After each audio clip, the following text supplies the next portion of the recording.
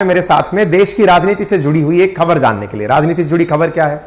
2024 के लोकसभा चुनावों के लिए जहां पर वर्तमान में एनडीए का शासन चल रहा है, लोकसभा के अंदर 18वें नंबर के जो चुनाव होने हैं, इसके लिए बिहार की राजधानी पटना के अंदर एक बैठक हुई जिसके अंदर विपक्षी एकता दर्शाई गई और बताया गया कि किस प्रकार से वो एनडीए के खिलाफ चुनाव लड़ेंगे। तो वो फॉर्मूला क्या है जिसके माध्यम से एनडीए के खिलाफ चुनाव लड़ने के लिए विपक्ष एक हो रहा है और कौन सी विपक्षी पार्टियां एक साथ हो रही हैं?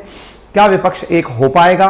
क्या देश के अंदर फाइनली टू पार्टी सिस्टम हो जाएगा जिस तरह से अमेरिका में है, जिस प्रकार से डेमोक्रेटिक टू पार्टी मेजॉरिटी वहां पर चुनाव लड़ती हैं, इसी प्रकार से क्या यहां पर भी इंडिया के अंदर दो ही मेजर पार्टी रह जाएंगी? क्या यूपीए बनाम एनडीए रहने लगेगा?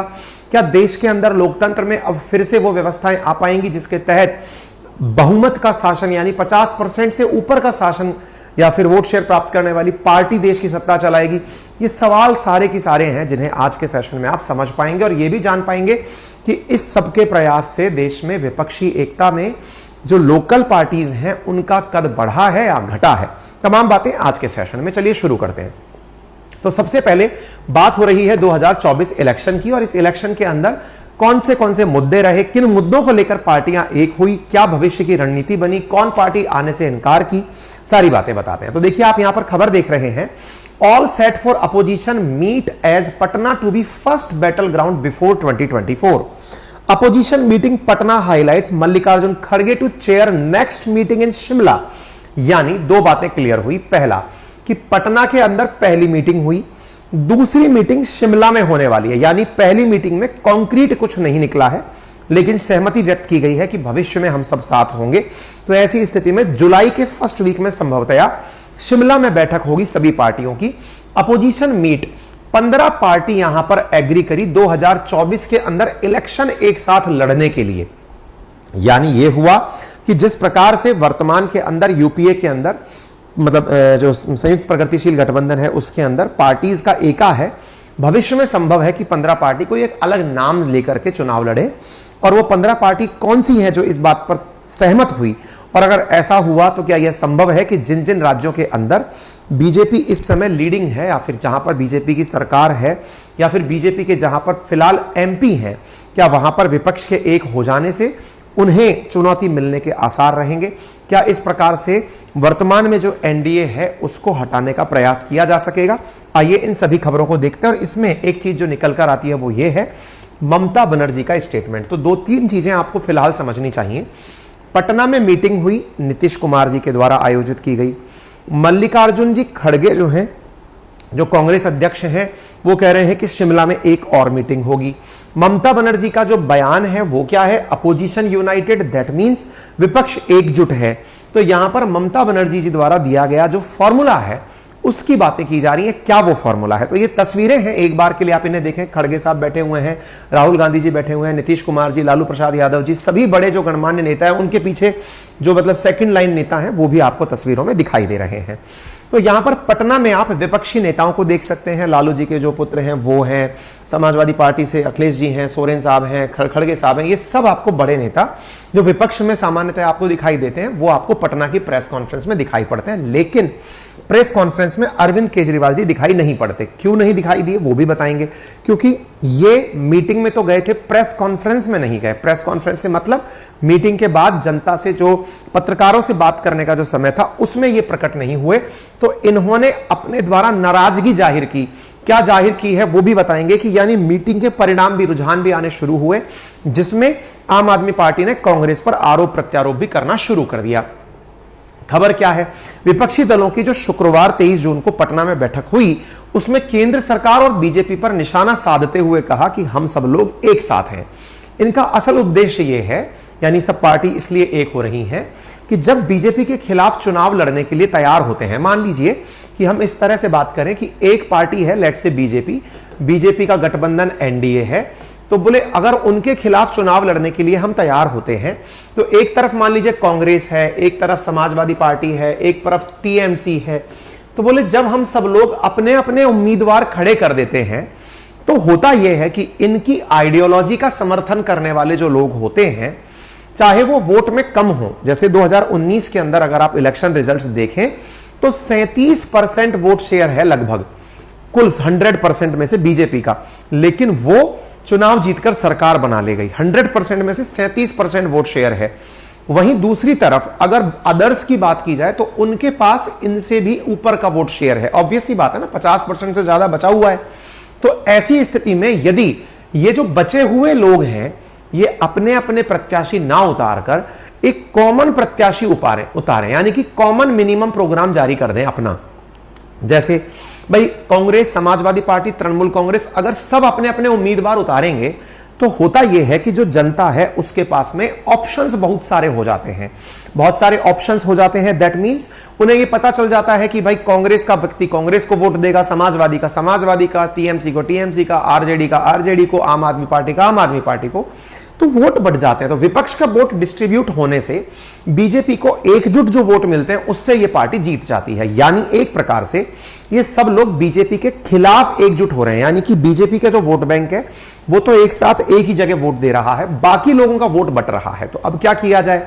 तो यहां पर ममता बनर्जी द्वारा, यानी टीएमसी के जो मुखिया हैं उनके द्वारा यह सजेस्ट किया गया, क्या सजेस्ट किया गया कि जहां पर कोई पार्टी 2019 का चुनाव या तो जीती हो, यानी जिसने या तो इलेक्शन उस समय जीत लिया हो, नंबर 1, या फिर वो वहां पर नंबर 2 पर रही हो, सेकंड लाइन में रही हो, रनर अप रही हो।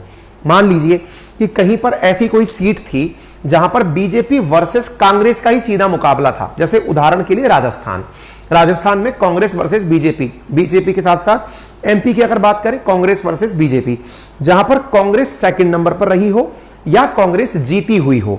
ठीक इसी प्रकार से अगर पश्चिम बंगाल की बात की जाए तो वहां पर बीजेपी वर्सेस टीएमसी यानी तृणमूल कांग्रेस था। तो जहां पर टीएमसी सेकंड नंबर पर रही या विजेता रही, तो जो जिस क्षेत्र का विजेता रहा या फिर जो वहां का हारने वाला रहा, उनको ही उस जगह की सीट दी जाए। उसके अलावा बाकी सब लोग संयुक्त रूप से अपने अपने उम्मीदवार डिक्लेयर करें। सरल भाषा में समझिए कि 543 सीटें हैं, उदाहरण के लिए ऐसे समझिए लोकसभा के अंदर। तो बीजेपी तो यहां पर सब जगह अपने उम्मीदवार उतारेगी, लेकिन पता चलता है कि कांग्रेस का सीधा मुकाबला बीजेपी से कुछ राज्यों के अंदर है, मतलब लगभग 200-250 ऐसी सीटें हैं लोकसभा की जहां पर कांग्रेस वर्सेस बीजेपी डायरेक्ट है। तो ऐसी स्थिति में लगभग मान लीजिए 250 लोकसभा सीटों पर कांग्रेस अपने प्रत्याशी उतारे, बाकी जगह ना उतारे। सीधा टक्कर है, मतलब या तो आपका प्रत्याशी पहले जीता था या वो सेकंड नंबर पर रहा था। ममता बनर्जी का ये फॉर्मूला है। इससे होगा क्या? इससे होगा ये कि जैसे टीएमसी है तो पश्चिम बंगाल की जो रीजनल पार्टी है उसको अपनी जगह यानी कि अपना क्षेत्र बचाने का लाभ मिलेगा। उदाहरण के लिए टीएमसी के खिलाफ कांग्रेस चुनाव नहीं लड़ेगी पश्चिम बंगाल में अगर यह बैठक सही रह गई। यानी एक प्रकार से आप यह समझिए, और यह कितना मुश्किल टास्क है यह भी मैं आपको बताऊंगा। ठीक ऐसे ही अगर हम बात करें उत्तर प्रदेश की, तो उत्तर प्रदेश के अंदर समाजवादी पार्टी सेकंड नंबर पर रही थी चुनावों में। तो इसका मतलब यूपी के अंदर जितनी भी सीटें हैं उन पर विपक्ष की तरफ से केवल समाजवादी पार्टी चुनाव लड़ेगी। कांग्रेस केवल उन्हीं जगह पर अपना उम्मीदवार उतारेगी, जैसे रायबरेली जहां से वो सीट जीती थी या सेकंड नंबर पर रही थी। तो 80 लोकसभा सीटों में से मेजॉरिटी पर समाजवादी पार्टी चुनाव लड़ेगी। तो इससे होगा क्या, अब उसको समझिए। अगर यह बात सही बैठ गई तो इसका जो सबसे बड़ा नुकसान होगा वो उन लोगों को होगा जो इतने सालों से कोशिश करके अपने अपने राज्य में अपनी पार्टी की आवाज बने हुए हैं। उदाहरण के लिए बीजेपी के लिए, उदाहरण के लिए टीएमसी के लिए अधीर रंजन चौधरी जी कांग्रेस की तरफ से एक बहुत बड़ी मतलब वहां पर चैलेंज देकर खड़े हुए हैं। अधीर रंजन चौधरी जी अगर आप जानते हो कांग्रेस के बड़े नेता हैं और पश्चिम बंगाल से आते हैं। अगर विचार करें आप कि अगर ममता बनर्जी के खिलाफ कांग्रेस चुनाव लड़ने से इनकार कर दे तो उनका पॉलिटिकल कैरियर क्या होगा, जो इतने महीनों से, इतने सालों से पश्चिम बंगाल में कांग्रेस के लिए संघर्ष कर रहे हैं। ऐसे राजनेताओं का क्या होगा? संभवतया या तो वो राजनीति छोड़ेंगे, क्योंकि जब चुनाव ही नहीं लड़ रहे, इतने सालों की जो मेहनत है वो बर्बाद हो गई। ऐसे उत्तर प्रदेश आइए, उत्तर प्रदेश में मान लीजिए समाजवादी पार्टी को ही मौका दे दिया गया, तो इतने सारे राजनेता जो कांग्रेसी हैं, लंबे समय से कांग्रेसी जो मेहनत कर रहे हैं उत्तर प्रदेश में अपनी पहचान बनाने के लिए, इतने सारे राजनेता, पार्टी कार्यकर्ता जिन्होंने अपनी पार्टी को मजबूती दिलाने के लिए सब कुछ अपना न्यौछावर किया हुआ है, अचानक उन्हें पता चलता है कि जिनके खिलाफ वो चुनाव लड़ते थे उन्हीं के लिए नारे लगाने हैं, तो उनका टिकट कट जाएगा। ऐसी स्थिति में भले ही ऊपरी किनारे के जो लोग हैं ये आपस में मिलने की सोच लें कि ये सॉल्यूशन बहुत अच्छा दिखाई देता है एक ही बार में, कि ये सब लोग अपने अपने विजित क्षेत्रों में जाकर के अपने विजेताओं को, लेकिन इससे जो सबसे बड़ी चुनौती बढ़ती है वो क्या है कि इन लोगों के एक होते ही जो निर्दलीय चुनाव लड़ने वालों की संख्या है। क्यों? क्योंकि जो पार्टी प्रत्याशी नाराज है, जैसे मान लीजिए कांग्रेस की ही बात करें तो कोई एक नेताजी है मान लीजिए उत्तर प्रदेश से, जिन्होंने अपनी लगभग 15-20 साल की जमा पूंजी और पूरी मेहनत कांग्रेस को खड़ा करने में अपने क्षेत्र में लगाई, लेकिन अब कांग्रेस ने उनको उनका मनोवांछित परिणाम नहीं दिया, चुनाव लड़ने का मौका नहीं दिया। ऐसी स्थिति में वो पार्टी से नाराज हुए। पार्टी से नाराज होकर के वो क्या करेंगे? पार्टी छोड़ेंगे। छोड़कर क्या करेंगे? निर्दलीय चुनाव लड़ेंगे। निर्दलीय चुनाव लड़े तो वो अपने पक्ष के जितने भी वोट हैं वो अपने साथ ले जाएंगे। इससे अगेन जो विपक्षी एकजुटता दिखाई पड़ती है प्रेस कॉन्फ्रेंस में या इन सब के माध्यम से, उसको फिर से बहुत बड़ा नुकसान पहुंचेगा। यानी आप ऐसे सोचिए, जिस बीजेपी से लड़ने के लिए, क्योंकि कहा जाता है कि बीजेपी अपने को तो एक संगठित रखती है और विपक्ष में सबको लड़ाने के लिए एक साथ छोड़ देती है, उसके लिए तो काम और आसान कर दिया आपने। तीनों पार्टी मिलकर भले ही आपस में कह रही हो कि समाजवादी ही यूपी के अंदर चुनाव लड़ेगी, लेकिन जो आप आम आदमी पार्टी का कार्यकर्ता है जो नाराज है, इतने दिन से 10,000 कम से कम वोट लेके बैठा है, कांग्रेस का जो 50,000 वोट लेके बैठा है, जो बाकी अन्य पार्टी है वो वोट लेके बैठा है, बीजेपी ने अपने ही उससे मोटिवेट कर दिया उनको, बेटा जाओ तुम भी चुनाव लड़ लो। अब सबको चुनाव लड़ने के लिए निर्दलीय उतार दिया, तो वो अपने अपने कास्ट वोट बैंक सब लेके बैठ गए। उनको जो मिलना चाहिए था उससे ज्यादा तो उनको अपोजिशन की जगह सत्तारूढ़ पार्टी से फायदा मिल गया। तो ये जो प्रैक्टिकल चीजें दिख रही हैं, क्या ये पॉसिबल होंगी? ये बड़ा मतलब टिपिकल टास्क है। खैर, आने वाली चीजें हैं वो कैसे कैसे होंगी वो देखते चलिए। 10 से 12 जुलाई को अगली बैठक शिमला के अंदर आयोजित करने की बात की गई है। राहुल गांधी जी की क्या राय रही? तो उन्होंने कहा कि सभी पार्टीज में थोड़े थोड़े डिफरेंसेस हैं। अच्छा, कांग्रेस के लिए एक बड़ी चुनौती क्या बन रहा है? कांग्रेस से कहा जा रहा है कि आप जहां पर या तो टॉपर रहे हो या सेकंड टॉपर रहे हो, आप वहां जाकर चुनाव लड़िए।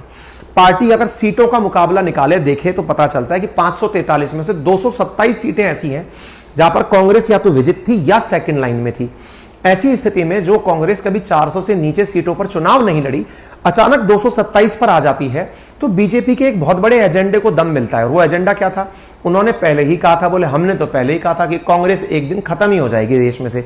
तो जो पार्टी पहले 543 पर लड़ती थी 400 पर आई, 400 से 227 पर आई, तो इससे ज्यादा अवनति क्या होगी? तो ऐसी स्थिति में लोग इनके बड़े मीम बनाकर आनंद ले रहे हैं। जैसे राहुल गांधी जी पर बीजेपी वालों की तरफ से या फिर लोग जो डालकर पोस्टर वार जो चल रहा है, उसमें से एक तरफ देवदास की तस्वीर लगाई हुई है और एक तरफ राहुल गांधी जी की। देवदास के बारे में कहते पारों ने कहा ये छोड़ दो, बाबूजी ने कहा ये छोड़ दो, फलाने ने कहा ये छोड़ दो, एक दिन दुनिया कहेगी दुनिया छोड़ दो। राहुल गांधी जी के लिए दिखा रहे हैं, ममता जी ने कहा बंगाल छोड़ दो, आम आदमी पार्टी ने कहा पंजाब छोड़ दो, समाजवादी पार्टी ने कहा उत्तर प्रदेश छोड़ दो, एक दिन कांग्रेस कहेगी राहुल जी राजनीति छोड़ दो। इस प्रकार से मीम वॉर चल रहा है। क्यों?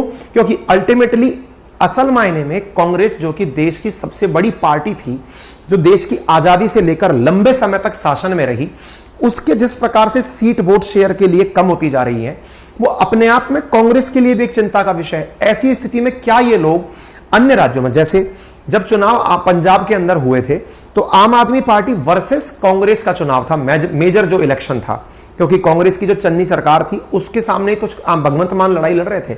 तो कांग्रेस को हराकर जो पार्टी बनाई हो वो आपस में कैसे मिल जाएंगे? तो ये अपने आप में बहुत सारे समीकरण हैं जिनको लेकर के लोग चुटकियां ले रहे हैं। खैर, कांग्रेस की तरफ से अपनी बयान जारी हुआ, इन्होंने भी अपनी तरफ से बातें रखी। इन्होंने कहा कि अभी देश को एक आने की जरूरत है, क्योंकि देश की नींव पर आक्रमण हो रहा है, विचारधारा की लड़ाई है, हम सब एक साथ खड़े हैं, थोड़ी असमानताएं हमारे बीच हो सकती हैं लेकिन हम एक साथ जुड़ करके काम करेंगे। ठीक है, नीतीश कुमार जी ने भी ऐसे ही कहा कि साहब हम लोग आने वाले कुछ दिनों में और बैठक करेंगे, ये जो फिलहाल शासन है वो इतिहास बदलने का शासन चल रहा है, हम इतिहास नहीं बदलने देंगे। ममता बनर्जी जी ने भी यही कहा, जो कुछ पटना से शुरू हुआ वो बहुत बड़ा रूप लेता है, जन आंदोलन का रूप लेता है, ये जेपी आंदोलन की तरफ इशारा कर रही थी। ठीक है, तो बीजेपी अगर चुनाव दोबारा जीती तो वो संविधान ही बदल देगी, ऐसा लोगों के सामने बयान दिया गया।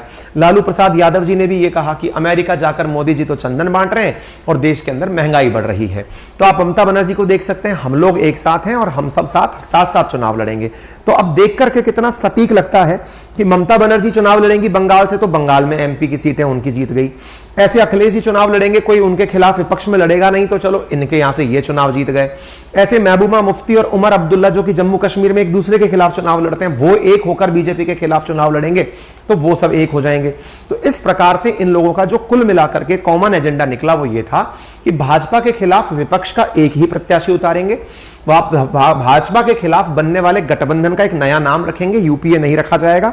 तीसरा, कॉमन मिनिमम प्रोग्राम रखेंगे। कॉमन मिनिमम प्रोग्राम का मतलब है किन किन चीजों पर आम सहमति, अगर चुनाव जीत गए तो किस प्रकार से, कि भाई कौन क्या जिम्मेदारी लेगा चुनाव जीतने के बाद। सीटों के बंटवारे का फॉर्मूला करेंगे और उसके बाद में दिल्ली का अध्यादेश, अगर आपको मालूम हो तो केजरीवाल सरकार के खिलाफ, जो दिल्ली सरकार के खिलाफ एक अध्यादेश आ रखा है एनडीए शासन में, वो क्या है कि जितने भी चीजें हैं भाई, जैसे सुप्रीम कोर्ट ने आदेश दिया कि दिल्ली की सरकार ही फैसला करेगी आईएएस आईपीएस के ट्रांसफर का, उस पर हमने वीडियो भी किया है। सरकार ने यानी केंद्र सरकार ने एक अध्यादेश ला दिया और वो पावर उनसे ले ली। तो दिल्ली सरकार ये चाहती है, यानी केजरीवाल सरकार ये चाहती है कि उनके खिलाफ जो अध्यादेश आ रखा है, सारा विपक्ष सबसे पहले उसे अपनी टॉप प्रायोरिटी माने। अब प्रेस कॉन्फ्रेंस में उस बात को एड्रेस ही नहीं किया गया, यानी उस विषय पर किसी ने बात ही नहीं की। इससे केजरीवाल जी नाराज हो गए, तो वो आम आदमी पार्टी की तरफ से प्रेस कॉन्फ्रेंस में शामिल नहीं हुए।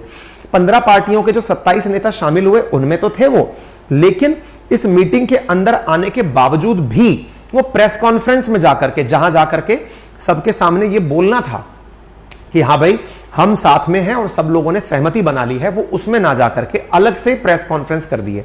तो आप यहां पर देखें केजरीवाल जी ने कहा कि कांग्रेस केंद्र सरकार के काला अध्यादेश पर अपना रुख साफ नहीं कर रही है और हम उसके साथ किसी भी बैठक में शामिल नहीं होंगे। यानी इस बैठक के परिणाम जो है वो आने वाले एक ही दिन में, मतलब शुक्रवार को बैठक हुई, आज आप शनिवार में, इतने देर में तो मतलब काम बिगाड़ा वाला काम शुरू हो गया। यानी कि जब यहां शामिल हुई थी आम आदमी पार्टी और वो बैठक के अंदर भी गई लेकिन प्रेस कॉन्फ्रेंस में नहीं गई, तो यहां पर क्या हुआ, प्रेस कॉन्फ्रेंस की जगह आम आदमी पार्टी ने अपना ही एक स्टेटमेंट ट्विटर से जारी कर दिया और क्या कहा कि भाई देखो बात यह है कि पॉलिटिकल पार्टीज जो जून 23 को मिली थी, हम उसका समर्थन तभी करेंगे जब वो हमारे अध्यादेश का समर्थन करेंगी, क्योंकि फिलहाल दिल्ली सरकार पर आंच आई हुई है, अगर आप हमारे साथ नहीं तो हम आपके साथ नहीं।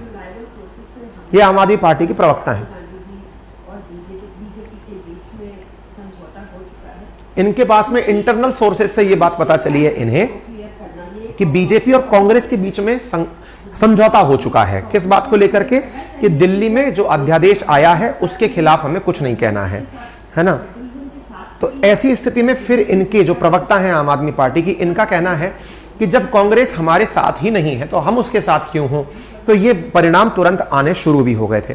फिर खड़गे साहब से पूछा गया कि खड़गे साहब ये बताइए, आम आदमी पार्टी ये कह रही है कि आप लोगों ने कुछ कहा नहीं अध्यादेश के बारे में। तो खड़गे साहब ने कहा कि जरूर कहेंगे भैया हम भी, लेकिन पहले दिल्ली पहुंचने दो। कांग्रेस के अध्यक्ष हैं आप, इन्होंने कहा पहले हमको दिल्ली पहुंचने दो, हम प्रॉपर उस पर पहले रणनीति बनाएंगे कि कैसे संसद में उसका किनारा किया जाए, क्या किया जाए, सारी बातें हम वहां जाकर करेंगे, ठीक है।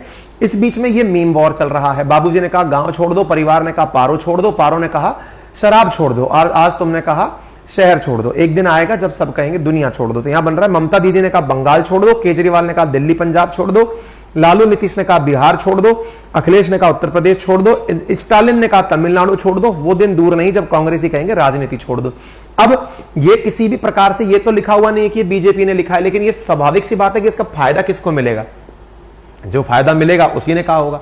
ऐसे ही पोस्टर वॉर चल रहा है, पोस्टर कोई भी छपवा के लगवा दे रहा है, नाम अपना नहीं डाल रहा है किसने, लेकिन स्वाभाविक सी बात है ना, इस तरह के पोस्टर से कैसे लाभ होगा। तब मिट्टी में मिल जाएंगे लेकिन इनके साथ नहीं जाएंगे। नीतीश कुमार जी और इनका लालू प्रसाद यादव जी का वो दिखाया, इसमें आजा मेरी गोदी में बैठ जा, पर मतलब गजब तरीके से। अब ऑब्वियस सी बात है ना, जिसके खिलाफ ये सब एक हो रहे हैं वो भी तो लोगों को बताएंगे ना कि ये लोग क्या हैं और किस तरह से सोचते हैं, तो फिर वो अपनी अपनी चीजें चला रहे हैं। इस बीच में जम्मू के अंदर अमित शाह जी के द्वारा बयान दिया गया। इन्होंने कहा कि देश को एक संदेश देना चाहता हूं कि ये लोग कभी एक होंगे ही नहीं, और अगर एक हो भी गए तो ये हमारे 300 सीट से जीतने से हमको नहीं रोक पाएंगे, ऐसा अमित शाह जी के द्वारा कह दिया गया। कहने का मतलब ये कि ये भी भाई ऑब्वियस सी बात है, इनके मन में भी तो ये डर होगा कि यार ये फॉर्मूला काम कर गया तो हमारी सरकार दोबारा नहीं आएगी। लोकतंत्र में ये चीज अच्छी होती है कि चुनाव में सब अपने अपने तरीके से जनता को कन्विंस करें, अपने अपने पॉइंट्स बताएं, तो ये अपने पॉइंट्स बताने लग रहे हैं। स्मृति ईरानी ने कहा कि भाई साहब मैं तो इस बात से खुश हूं कि कम से कम ये लोग ये बताने में तो कामयाब हुए कि हम मोदी जी के खिलाफ अकेले चुनाव नहीं लड़ सकते, हमारी तो इसी में जीत है। तो ये सारी चीजें यहां पर चलने लगी। फिलहाल के लिए 2024 के इलेक्शन होने बाकी हैं। 2024 के जब इलेक्शन होंगे तब देखते हैं कौन सी पार्टी क्या रहेगी। 543 सीटों के ऊपर जो भी होगा आपको हम अपडेट देते रहेंगे। फिलहाल गवर्नमेंट के अंदर 328 सीटों के साथ एनडीए है। एक बड़ी इंटरेस्टिंग चीज देखने लगी कि क्या पूरा अपोजिशन एक साथ आ गया? नहीं।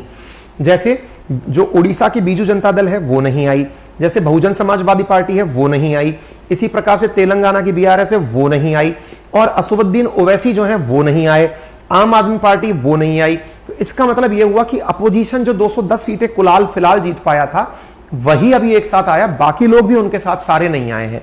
तो अभी इसमें काफी सारे प्लस माइनस होने बाकी हैं। आने वाले समय में ये क्या फॉर्मूला आता है वो आपको अपडेट किया जाएगा। फिलहाल कांग्रेस के लिए ये जरूर है कि कांग्रेस को 227 सीटों का ही आता हुआ मामला दिख रहा है अगर ये कॉमन मिनिमम प्रोग्राम सेट हो गया। जहां जहां कांग्रेस फर्स्ट विनर अप रही है या सेकंड रनर अप रही है वहां पर ही ऐसी चीजें होंगी। तो क्या कांग्रेस अपनी सीटें पूरी तरह कुर्बान कर पाएगी, ये देखने वाली बात होगी। और अगर ऐसा होता है तो कांग्रेस अब तक की सबसे कम सीटों पर चुनाव लड़ेगी। फिलहाल मंत्रणा क्या होती है, ममता दीदी की कौन सी बात मानी जाती है, ये सब देखने होगा। बड़ा सवाल यह कि क्या कांग्रेस राजी हो जाएगी इन सब बातों को लेकर के? तो बहुत सारे कयास में एक कयास ये भी है कि हाँ राजी हो सकती है। क्यों हो सकती है? क्योंकि अल्टीमेटली वोट शेयर बढ़ाने की लड़ाई है। पहले बीजेपी को हटाएंगे तब जाकर ना जीत पाएंगे, तो उसको हटाने के लिए एक साथ हुआ जाए तो यह प्रयास संभव है। क्योंकि जहां 37% के साथ बीजेपी कुल सत्ता में आई थी वहां अदर्स ने 32% सीटें जीत ली थी 2019 इलेक्शन में। तो इसलिए संभावनाएं विकट मानी जा रही है कि संभव तो कुछ भी है। खैर जो भी चीजें होंगी हम आपको बताएंगे। फिलहाल के लिए जो अन्य बालक हैं वो अन्य खबरों से साथ साथ इस बात से भी अपडेटेड रहें कि आपको अगर ये जानकारी पसंद आई हो तो सेशन को लाइक एंड शेयर करना बिल्कुल ना भूलें। चैनल पर नए हैं तो सब्सक्राइब करें, अपने सभी साथियों के साथ साझा करें। कमेंट